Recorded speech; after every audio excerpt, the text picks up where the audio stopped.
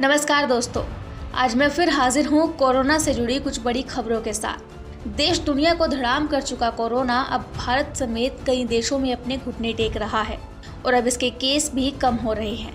लेकिन देश में हर दिन आ रहे कोरोना केसेस के बीच एक बड़ी रिसर्च सामने आई है, जिसमें फाइजर वैक्सीन के ओमिक्रॉन वेरिएंट के खिलाफ असर को लेकर अमेरिका में एक स्टडी पब्लिश की गई। स्टडी के मुताबिक फाइजर वैक्सीन की तीसरी डोज ओमिक्रॉन वेरिएंट के खिलाफ एंटीबॉडी डेवलप करने में कितना समय लेती है, ये बताया गया है। साथ ही स्टडी में ये भी बताया गया कि क्या फिलहाल ओमिक्रॉन के लिए तीसरा डोज लगवाना जरूरी है या नहीं। जबकि कोरोना महामारी से लड़ने के लिए इन 2 सालों में दुनिया भर के वैज्ञानिकों ने खाने पीने से जुड़ी भी कई सलाह दी है। हाल ही में फ्रंटियर्स इन न्यूट्रिशन जर्नल में प्रकाशित हुई रिसर्च में रेड वाइन का सेवन को लेकर बड़ा खुलासा किया गया, जिसमें रेड वाइन के सेवन को कोरोना वायरस से जोड़कर देखा गया है और सवाल उठ रहा है कि क्या रेड वाइन का सेवन करने वाले लोगों में कोरोना का खतरा कम होता है। आखिरकार कोरोना से रेड वाइन कैसे बचा सकती है और क्या व्हाइट वाइन और शैंपेन भी वायरस के खिलाफ कारगर साबित हो सकती है या नहीं। दोस्तों, क्या कोरोना में बियर और साइडर पीना रिस्की हो सकता है? आपके तमाम सवालों का जवाब आज मैं आपको दूंगी इस वीडियो में, लिहाजा बने रहिए मेरे साथ वीडियो के लास्ट तक। साथ ही आपको बताएंगे दोस्तों, विश्व स्वास्थ्य संगठन के प्रमुख टेड्रोस एडनाम ने कोरोना महामारी पर क्या बड़ा बयान दिया है। तो चलिए जानते हैं, क्या ओमिक्रॉन पर असर करने में फाइजर वैक्सीन को लगेंगे महीनों। ब्रिटेन में वैक्सीनेटेड ट्रेवल्स को होगी फरवरी से पाबंदियों में छूट। न्यूजीलैंड में जीरो कोविड पॉलिसी का विज्ञापन कर किया विरोध। दोस्तों, ब्रिटेन फुल्ली वैक्सीनेटेड ट्रेवल्स के लिए पाबंदियों में छूट देने जा रहा है। ये छूट 11 फरवरी से लागू होगी। भारत में ब्रिटेन के हाई कमिश्नर ने बताया कि वैक्सीनेटेड व्यक्ति को अब केवल पैसेंजर्स लोकेटर फॉर्म ही भरना होगा। हालांकि अनवैक्सीनेटेड लोगों को ब्रिटेन पहुंचने पर तुरंत या फिर 2 दिन के भीतर RT-PCR टेस्ट कराना जरूरी होगा। वहीं 18 से कम उम्र के बच्चों को वैक्सीनेटेड न होने के बावजूद देश में ट्रैवल की अनुमति होगी। इसी के साथ अब यूरोप में 2 दिन पहले के मुकाबले सोमवार को मामले कम आए हैं। इटली सरकार के covid emergency commissioner Francesco Paolo ने कहा है कि पीक गुजर चुका है। इटली में 8 जनवरी को सबसे अधिक 2,28,000 केस आए थे।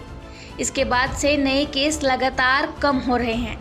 इसके अलावा जिस अफ्रीका से कोरोना का नया वेरिएंट ओमिक्रॉन दुनिया भर में फैला था, उसी अफ्रीका में पिछले 2 दिनों के दौरान नए मामले लगभग 1/3 घट गए हैं। दक्षिण अफ्रीका में 12 दिसंबर 2021 को जहां सबसे अधिक मामले 38,000 आए थे, अब वो सोमवार को घटकर 2,000 ही रह गए हैं। और अब सरकार सार्वजनिक स्थानों पर भी मास्क की अनिवार्यता खत्म करने पर विचार कर रही है। जबकि न्यूजीलैंड के प्रधानमंत्री जेसिंडा अर्डन की बहुचर्चित जीरो कोविड पॉलिसी का एक बिजनेसमैन ने विज्ञापन छपवाकर विरोध किया है। विज्ञापन में लगभग 100 से अधिक देशों का नाम छपाया गया है, जो अपने नागरिकों को देश लौटने की इजाजत दे चुके हैं। विज्ञापन में कहा गया कि न्यूजीलैंड दुनिया का अकेला देश है जो अपने नागरिकों को वापसी की इजाजत नहीं दे रहा। आलोचकों का कहना है कि दुनिया खुल रही है और न्यूजीलैंड तालाबंदी कर रहा है। तो वहीं दूसरी तरफ रिसर्च में रेड वाइन को लेकर एक हैरान करने वाला दावा किया गया। क्या है वो दावा, अब आपको मैं बताने वाली हूँ। नई रिसर्च में हुआ हैरान करने वाला दावा। क्या वाइन का शौक बचा सकता है कोरोना से? क्या सच में कोरोना से बचाती है रेड वाइन? दोस्तों, चीन के शेनझेन कांगिंग अस्पताल में ब्रिटिश नागरिकों के डेटा का एनालिसिस करके एक रिसर्च को तैयार किया गया। इसमें वैज्ञानिकों ने ब्रिटेन के लोगों की शराब पीने की आदतों और कोरोना हिस्ट्री का अध्ययन किया। शोधकर्ताओं का कहना है कि रेड वाइन में पॉलीफेनॉल नाम का एक कंपाउंड होता है, जो कि फ्लू और दूसरी सांस संबंधी बीमारियों को दूर रखने में मददगार होता है। यही कारण है कि इस ड्रिंक का सेवन करने से कोरोना संक्रमण होने का खतरा कम हो जाता है।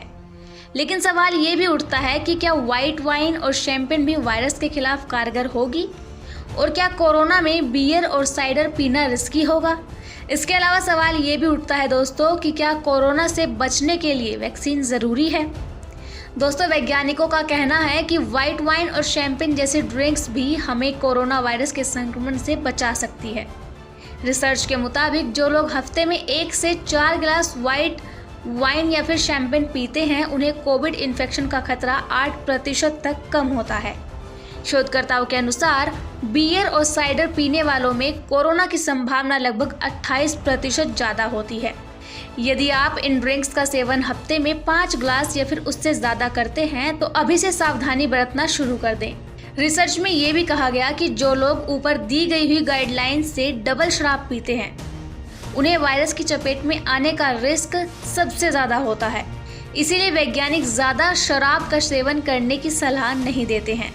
शोधकर्ताओं के अनुसार बियर पीने वालों में कोरोना होने की संभावना 28% ज़्यादा होती है। और अगर बात वैक्सीन की करें तो कोरोना वायरस के बढ़ते संक्रमण को रोकने का सबसे असरदार तरीका है वैक्सीन। फिलहाल भारत में 15 साल की उम्र या फिर उससे ज़्यादा के लोगों को वायरस के खिलाफ वैक्सीन लगाई जा रही है। इसी के साथ हेल्थ वर्कर्स और फ्रंटलाइन वर्कर्स और 60 साल से ऊपर के वो लोग जो कि गंभीर बीमारियों से पीड़ित हैं, उनके लिए बूस्टर डोज अभियान की शुरुआत 10 जनवरी से हो चुकी है। क्या ओमिक्रॉन को आखिरी वेरिएंट समझना होगा खतरनाक? क्या इस साल खत्म हो जाएगी कोरोना महामारी? दोस्तों, विश्व स्वास्थ्य संगठन के प्रमुख टेड्रोस एडनॉन ने कोरोना महामारी पर एक बड़ा बयान दिया। टेड्रोस ने कहा कि ओमिक्रॉन को कोरोना का आखिरी वेरिएंट समझना खतरनाक हो सकता है। वे UN health agency executive board meeting में थे। उन्होंने ये भी कहा कि अगर महामारी से बचने के लिए बड़े पैमाने पर उपाय किए जाते हैं तो 2022 के आखिरी तक ये खत्म भी हो सकता है। टेड्रोस कहते हैं कि भविष्य में इस तरह के हालात को रोका जा सके, इसीलिए मौजूदा महामारी से सबक सीखने और नए समाधान खोजने की ज़रूरत है। इसके लिए हमें महामारी को खत्म होने का इंतज़ार नहीं करना चाहिए। आपको बता दें कि WHO के चीफ के मुताबिक पिछले हफ्ते के आंकड़ों पर गौर किया जाए तो हर 3 सेकंड में 100 लोग कोरोना से संक्रमित हुए हैं। इस वायरस ने हर 12 सेकंड में एक इंसान की जान ली है। 2019 में पहला केस आने के बाद से अब तक कोरोना वायरस दुनिया भर में 56 लाख से ज़्यादा लोगों की जान ले चुका है।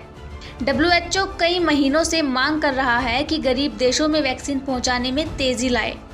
संगठन ने सभी देशों को जून 2022 तक की अपनी कम से कम 70% आबादी का वैक्सीनेशन करने की अपील की है। WHO के 194 सदस्य देशों में आधे देशों ने 2021 के आखिरी तक अपनी 40% आबादी को वैक्सीन लगा दी थी। इसी दौरान अफ्रीका में 85% लोगों को वैक्सीन का एक भी डोज नहीं मिला था। लेकिन अब सवाल ये उठता है कि क्या आने वाले टाइम में इससे भी खतरनाक वेरिएंट आ सकता है या फिर ये महामारी इसी साल खत्म हो जाएगी? दोस्तों, WHO के चीफ ने कहा कि दुनिया को कोविड के साथ रहना सीखना होगा। ओमिक्रॉन डेल्टा की तुलना में कम गंभीर वेरिएंट है। इसके मामलों में विस्फोटक वृद्धि होने के बावजूद मौतों का आंकड़ा कम है। ये मानना खतरनाक होगा कि ओमिक्रॉन कोरोना का आखिरी वेरिएंट हो या ये महामारी का आखिरी दौर है। इसके उलट दुनिया भर में कोरोना के नए वेरिएंट सामने आने का खतरा है, जो और ज़्यादा घातक हो सकता है। और अभी भारत में कोरोना के ओमिक्रॉन की लहर के बीच वायरस के एक और वेरिएंट का खतरा मंडराने लगा है। इस वेरिएंट को BA.2 नाम दिया गया है। मध्य प्रदेश के इंदौर में नए स्ट्रेन से संक्रमित 16 मरीज मिले हैं। इनमें से 6 बच्चे भी हैं। वहीं देश भर में 530 सैंपल जांच के लिए भी भेजे गए हैं। साथ ही UK, ऑस्ट्रेलिया और डेनमार्क में भी इसके केस सामने आए हैं। ये वेरिएंट ओमिक्रॉन की तरह तेज़ी से फैलता है। ऐसे में इसकी पहचान न होने पर इसके संक्रमण को रोक पाना बड़ी चुनौती है। यहाँ चिंता की बात यह है कि ये टेस्ट किट की पकड़ से भी निकल जाता है। इसी वजह से इसे स्टेल्थ यानी कि छिपा हुआ वर्जन कहा गया। ब्रिटेन, स्वीडन और सिंगापुर में हर एक देश ने 100 से ज़्यादा सैंपल जांच के लिए भेज दिए हैं।